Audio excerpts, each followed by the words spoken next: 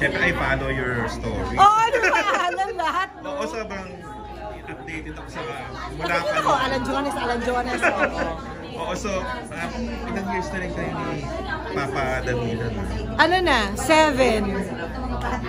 7 years na kayo hati. Yes. Thank God. Medyo kwento ka about it. Sa naganap yun? Sa Italy yun.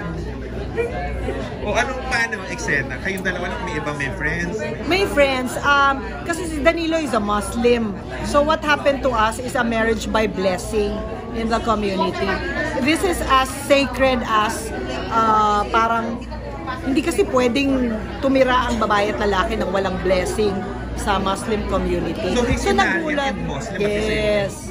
So nagulat na lang ako na nag-propose siya, tapos tinignan ko yung pinaka ano bang tawag doon, pinakaswerteng petsa para magdesisyon na magpakasal. Na ano yun? Na July 27. So parang 2 weeks lang yun, 2016. May Dear Ogepa nun. Bakit gano'n? Bakit yung napili mo date?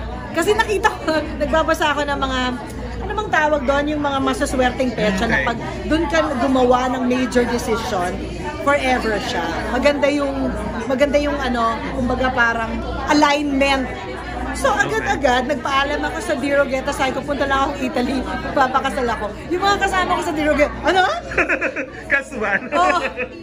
Kasual din talaga. Tapos may friends ka from the Philippines? Wala. So, lahat mga Italian, friends ko na rin sila ngayon. And ang simple lang nung ceremony, nung ritual. And then, I really felt na parang, alam mo yun, yung hindi siya celebration ng bongga-bongga. Very simple, very intimate, yung commitment is there. So sa Parma ba, ang base niya? Sa Parma. Doon kayo may house? Doon kami may apartment. Nakakatawa yung pagpupunta kayo, nakatakip yung mga gamit. Oo, kasi malinis naman, nakasara naman ang mga bintana, pero yung alikabok nila, puti naman.